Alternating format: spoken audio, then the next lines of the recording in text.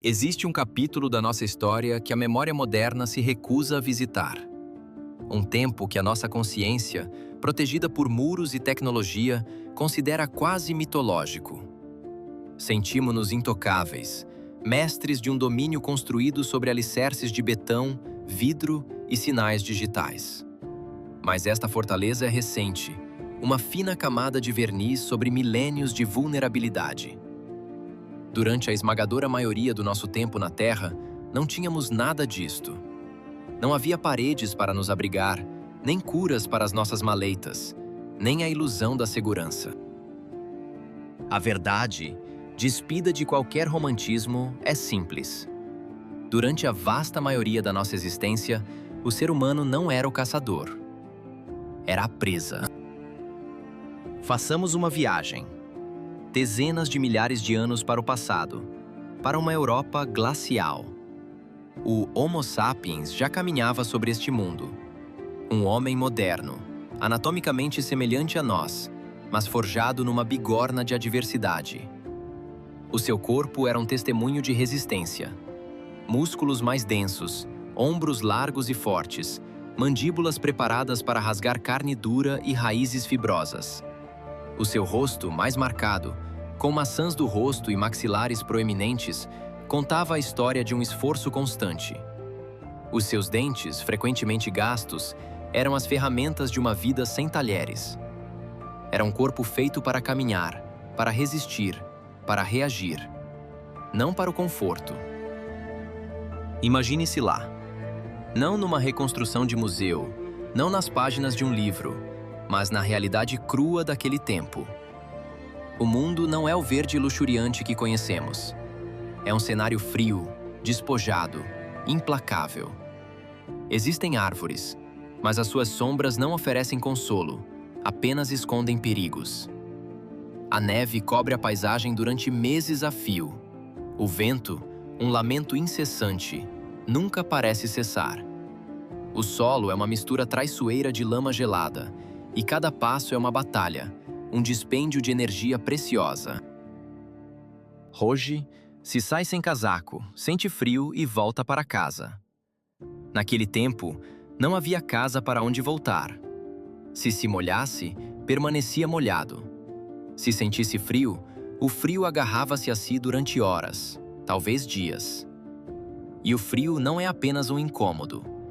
É uma entidade que consome lentamente, que se infiltra nos ossos, que rouba a agilidade dos músculos e a clareza do pensamento. Torna-o mais lento, torna-o mais fraco. E quando se está fraco, torna-se uma presa mais fácil. Agora, visualize um pequeno grupo. Uma tribo nômada de 20, talvez 30 indivíduos. Alguém carrega uma criança, um fardo precioso envolto em peles. Outro arrasta uma pele de animal, uma manta improvisada. Um homem cocheia, uma ferida na perna que não cicatriza, mas ele tem de continuar a andar. Parar no lugar errado não é descansar, é assinar uma sentença de morte. O dia é uma busca incessante. Mal a primeira luz cinzenta rasga a escuridão, eles movem-se. Não podem dar-se ao luxo de ficar parados, pois parar é consumir energia sem repor nada. Procuram água que não seja uma armadilha de gelo. Por vezes, têm de partir uma crosta congelada com uma pedra. Outras vezes, seguem o curso de um rio até encontrarem um ponto onde a corrente é forte o suficiente para impedir o congelamento total. Mas até a água é um risco. O terreno à sua volta é escorregadio. Uma queda, um corpo encharcado neste clima, pode ser o início do fim. Depois, procuram lenha seca. Neste mundo, a lenha é vida. É calor contra a geada. É luz contra a escuridão devoradora. A única barreira frágil contra os predadores da noite. Mas num ambiente frio e úmido, encontrá-la é uma arte. Tem de procurar debaixo de ramos caídos, sob cascas de árvores, em recantos protegidos do vento. E depois carregam-na, um peso adicional na sua já longa jornada, porque chegar à noite de mãos vazias é impensável. E então, vem a parte mais difícil: a caça, a busca por comida. O ato central deste drama diário. Cada caloria gasta na procura tem de ser compensada por um ganho ainda maior. Um fracasso não significa apenas fome. Significa um déficit de energia que os torna mais. Esta não é uma história de heróis. É a história de sobreviventes. A nossa história. Porque em cada um de nós, sob as camadas de conforto e segurança, ainda ecoa o silêncio vigilante da presa. O instinto primordial que nos permitiu, contra todas as probabilidades, sobreviver à longa noite do tempo. Não se encontra quando se quer, nem onde se quer. Por vezes, a caminhada estende-se por horas infindáveis e o mundo parece vazio. Nada se move, exceto o vento. Restam apenas os vestígios, as promessas silenciosas de vida. Pegadas impressas na neve fresca, marcas profundas na lama, um tufo de pelo preso num ramo baixo, ossos já polidos por outros predadores, testemunhas de um drama que já terminou. Por vezes, um movimento ao longe, uma perturbação na paisagem. O instinto grita: presa. Mas a distância é uma tirana, ou a criatura desvanece-se na vegetação como um fantasma, deixando para trás apenas a pulsação acelerada da esperança frustrada. Cada vez mais tênue, até que a realidade se impõe. As pegadas desapareceram. A energia, o recurso mais precioso de todos, foi desperdiçada numa aposta perdida. Mas quando a caça é bem-sucedida, o universo muda de cor. A carne não é apenas alimento, é o regresso da força. É a energia pura que se transforma em calor para resistir ao gelo, em vigor para enfrentar. Contudo, o fracasso tem um peso esmagador. Regressar ao acampamento de mãos vazias é trazer consigo o frio para dentro do corpo. A energia diminui, o gelo parece penetrar mais fundo nos ossos, e o cansaço torna-se um fardo físico e mental. Naquele mundo, a exaustão é um convite ao erro. E um erro não se paga com um dia mau ou com arrependimento. Paga-se com a vida. O final da tarde chega como um aviso. A luz adquire uma tonalidade fraca, moribunda, e o sol mergulha no horizonte com uma pressa cruel. É o momento mais perigoso, um limbo traiçoeiro entre o dia e a noite. A visão torna-se incerta, os contornos confundem-se, as sombras ganham vida própria. O corpo, já esgotado pela jornada, luta para se manter alerta. É precisamente aqui, nesta fronteira de luz e escuridão, que a tragédia pode acontecer. O grupo para. Não por vontade, mas por necessidade. O corpo impõe o seu limite. E com a paragem, chega a primeira escolha crucial: onde passar a noite. A busca não é por conforto ou beleza, é por um lugar que não os traia. Um ponto ligeiramente elevado para observar os arredores, uma parede de rocha sólida nas costas para anular um dos flancos de ataque. Um refúgio onde não possam ser facilmente cercados, um bastião natural, de onde se possam controlar pelo menos 2 direções. Depois vem a segunda escolha, aquela da qual tudo depende: o fogo. Hoje, acender uma chama é um ato trivial, um gesto mecânico com um isqueiro ou um fósforo. Naquele tempo, era uma batalha. Exigia braços fortes, a paciência de um caçador, o material certo, perfeitamente seco, e a perícia para proteger a primeira centelha frágil do assalto do vento. Era um trabalho árduo e ruidoso. E o ruído, na natureza selvagem, é um convite. Atrai a curiosidade, e a curiosidade, muitas vezes, tem garras e dentes. Mas a ausência de fogo é uma vulnerabilidade ainda maior. Porque o fogo não é apenas calor, é luz, uma arma contra a escuridão e os seus habitantes. As pessoas juntam-se em seu redor, as crianças protegidas no centro, os adultos formando um anel defensivo na periferia. Não é um gesto de romantismo, é uma fortaleza viva de corpos. e alguém invariavelmente fica acordado. A vigília é um dever sagrado, pois adormecerem todos ao mesmo tempo seria como desligar os sentidos do mundo, um convite aberto ao desastre. E então, a noite chega de verdade, o negrume total. A escuridão não é apenas a ausência de luz, é uma presença física, sufocante. A visão, o sentido primário do homem, torna-se inútil. O mundo transforma-se num palco de sons. Cada ruído é amplificado, dissecado pela mente. O estalar de um galho, o sussurro das folhas, um passo distante. E o cérebro, a mais antiga ferramenta de sobrevivência, inicia o seu trabalho, aperfeiçoado ao longo de milhares de anos. Imaginar o pior, para se preparar para o pior. Este medo não pertencia apenas à Europa glacial. Noutras partes do mundo, em climas mais amenos, a noite trazia a mesma vulnerabilidade ancestral. Quando a escuridão total descia, o homem, despojado da sua visão dominante, era reduzido à sua condição mais frágil. O cérebro, privado de informação visual, preenche o vazio com as sombras dos medos mais profundos. Cada som desconhecido é a aproximação de uma ameaça. A imaginação torna-se um teatro de perigos iminentes, uma simulação constante para manter o corpo em alerta máximo. Esta não é uma falha da mente, mas o seu maior triunfo.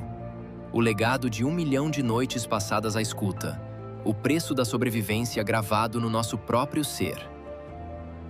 Nas profundezas da noite, onde a vista não alcança, uma alcateia move-se. Não a vemos, mas sentimos-la. A sua presença é uma alteração subtil na própria textura da escuridão. Por vezes, é um uivo distante que ecoa, uma nota solitária que congela o sangue. Outras vezes, e de forma mais inquietante, é o silêncio. Uma quietude antinatural, um vazio sonoro que se instala quando a natureza prende a respiração. Na iminência de um predador, os pássaros noturnos calam-se. O vento parece soprar com uma intenção diferente, e a escuridão adensa-se, como se ganhasse peso e substância. Os lobos não são os monstros das nossas lendas. São estrategas do crepúsculo. A sua inteligência é pragmática, afiada pela fome. Decifram odores no vento, lendo a história do grupo humano que se acotovela em redor do fogo. Procuram sinais de fraqueza. Há alguém ferido? Alguém que se move com hesitação? Existe um indivíduo que se afasta, mesmo que por instantes, do círculo protetor de luz? A fogueira, o coração pulsante do acampamento, é estável e forte, ou as suas chamas vacilam, moribundas. É um erro fundamental imaginar o predador num estado de ataque perpétuo. A caça é um cálculo de risco. Um confronto direto pode significar ferimentos, e um ferimento pode significar a morte, mesmo para o caçador. Por isso, eles esperam, observam, estudam. São mestres da paciência, aguardando o momento em que a balança do risco pende a seu favor. Mas, quando vislumbram uma oportunidade fácil, uma falha na coesão do grupo, não hesitam, não perdoam. Um homem levanta-se. Afasta-se alguns metros do calor da fogueira, talvez para responder a uma necessidade fisiológica. É um gesto banal, quase inconsciente, um ato de rotina. Mas é precisamente nestes momentos de normalidade que as tragédias se desenrolam. Não é necessário um ataque frontal contra todo o grupo. Basta 1 segundo de isolamento. E naquele mundo, 1 segundo era uma eternidade. Contudo, para além das garras e dos dentes que se escondem na noite, existe um inimigo mais íntimo, mais insidioso e ainda mais cruel: a ferida. Um corte numa pedra afiada, uma entorse num tornozelo, um espinho que penetra fundo na pele. Hoje, parecer-nos-ia um incômodo trivial. Naquele tempo, era uma porta de entrada para a infecção, uma sentença de morte em câmara lenta. A ferida podia transformar-se em febre, o fogo que consome por dentro. Podia encher-se de pus, um sinal de que o corpo perdia a sua batalha silenciosa. Podia resultar na incapacidade de caminhar. E se não caminhas, atrasas o grupo. Se atrasas o grupo, colocas todos em perigo. É aqui que a tribo enfrenta o seu dilema mais brutal. Um equilíbrio constante entre a compaixão e a sobrevivência. Ajudar um dos seus é um instinto profundo, mas a lógica implacável da natureza força-os a uma matemática cruel. Em certos momentos, o grupo tinha de escolher. Não por maldade, não por falta de empatia, mas porque o mundo em que viviam não oferecia o luxo de escolhas fáceis. Como então sobreviveu a humanidade? Como não desapareceu, frágil e exposta nesta paisagem hostil? Fez algo que hoje nos parece óbvio, mas que foi a sua maior revolução. Aprendeu a ser um verdadeiro grupo. Não apenas um aglomerado de indivíduos próximos, mas um organismo coordenado, uma entidade coesa. Chega a alvorada. O grupo põe-se novamente em marcha, e o seu movimento não é aleatório. É uma coreografia de sobrevivência. Os mais fortes não caminham à frente, mas flanqueiam o grupo, protegendo os lados vulneráveis. Os mais fracos, os jovens e os idosos, permanecem no centro, o coração protegido da formação. Os mais experientes não olham para o horizonte, mas para o chão. Não por instinto, mas por conhecimento adquirido. Aprenderam a ler os sinais, a linguagem secreta da terra. Pegadas na lama, pistas frescas na erva esmagada, galhos partidos a uma altura invulgar, pedras viradas que expõem a sua face úmida à luz, ossos roídos, excrementos ainda frescos, um odor estranho no ar, um trilho demasiado silencioso. Uma passagem estreita entre rochas, onde uma fuga seria impossível. O ser humano aprende a lição mais dura. Não é apenas o animal que mata, é o próprio lugar. A própria terra torna-se caçadora. Uma garganta de pedra pode transformar-se numa armadilha. Uma floresta densa que sufoca a luz e o som pode esconder uma emboscada. Um terreno pantanoso perto da água pode engolir um homem incauto. E uma planície aberta, sem abrigo, deixa o grupo exposto a todos os perigos do céu e da terra. E depois surgem as ferramentas. A pedra lascada, a lança afiada. Não são apenas objetos. São a extensão da vontade humana, a primeira manifestação material da inteligência a desafiar a força bruta. São a promessa de que o medo não seria o estado perpétuo da sua existência. Com cada golpe, com cada invenção, o homem não estava apenas a fabricar um utensílio. Estava a esculpir o seu próprio futuro, a reescrever as regras de um jogo que, até então, parecia destinado a perder. Nas brumas de um tempo imemorial, antes da palavra escrita, antes do metal, a sobrevivência escreve-se com os materiais mais humildes: pedras, galhos, fragmentos afiados de sílex. No início, são apenas ferramentas, extensões da mão para um propósito fundamental. Não para travar guerras, mas para criar uma vantagem, por mais ínfima que seja. Pois a regra mais antiga, a mais inviolável de todas, é gravada no âmago do ser. O homem não pode permitir-se o combate corpo a corpo com um predador. Garras, presas, força bruta são argumentos que a sua frágil biologia não pode contestar. A única esperança reside na distância. É preciso manter a morte longe, para além do alcance de um salto, de uma patada. É desta necessidade visceral que nasce a lança. Uma simples haste de madeira, talvez com a ponta endurecida ao fogo, mas que reescreve o destino. A sua invenção é uma revolução silenciosa. Não o torna invencível, mas oferece-lhe uma hipótese. Concede-lhe o dom da distância. Agora, pode golpear primeiro. Pode erguer uma barreira. Pode ferir antes de ser ferido. A lança não é uma arma de conquista. É um bilhete para sobreviver a mais um amanhecer. E então, emerge a segunda arma mais potente do seu arsenal. Uma que não se empunha, mas que se sente.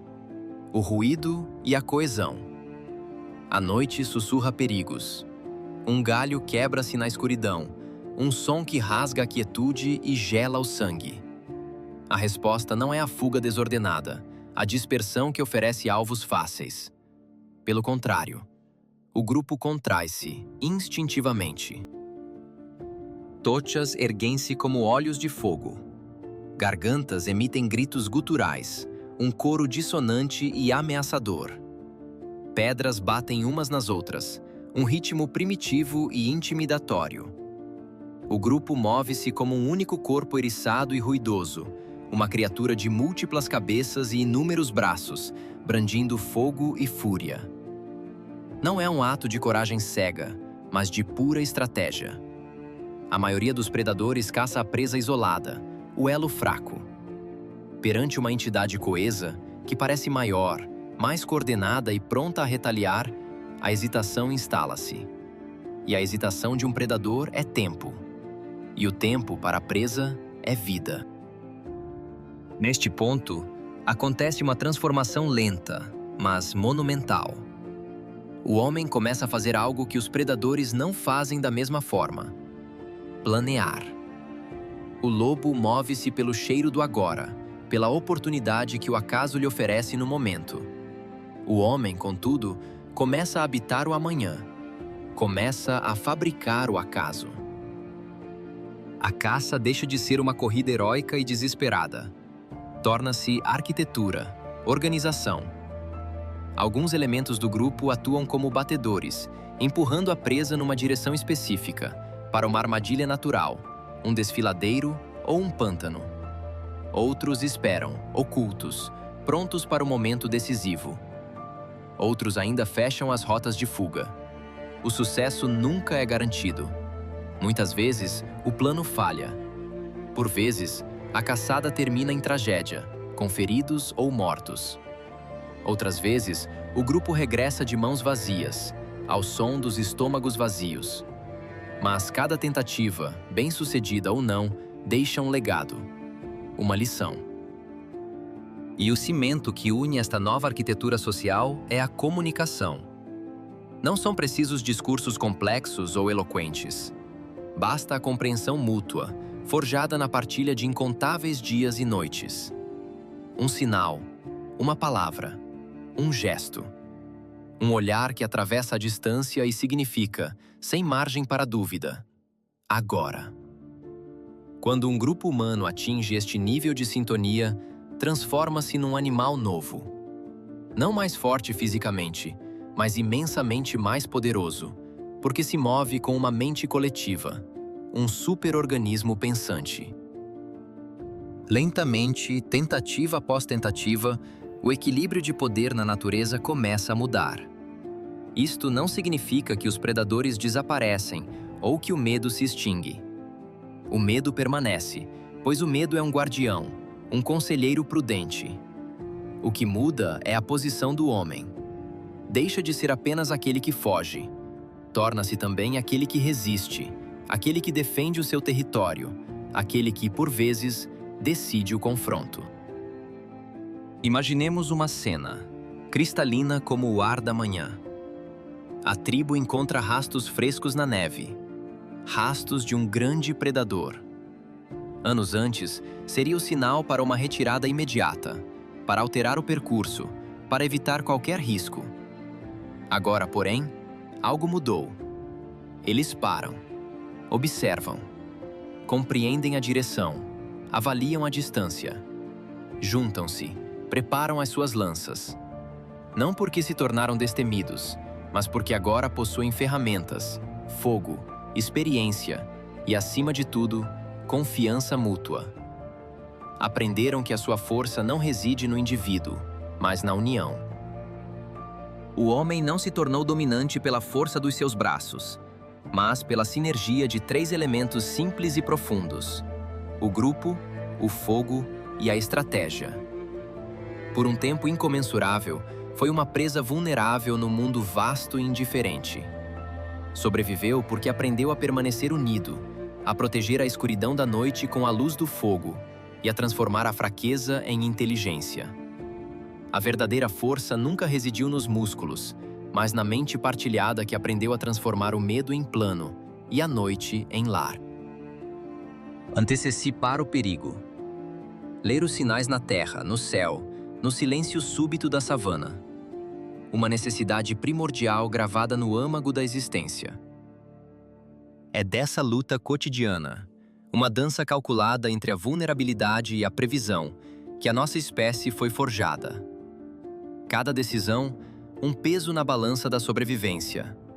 Cada instante de medo, não uma fraqueza, mas o combustível que afiava o intelecto e impelia a ação. E assim, nesse crisol de tensão e estratégia, nasceu a mente moderna, um legado de ansiedade e engenho que ainda hoje ecoa no âmago de cada escolha que fazemos.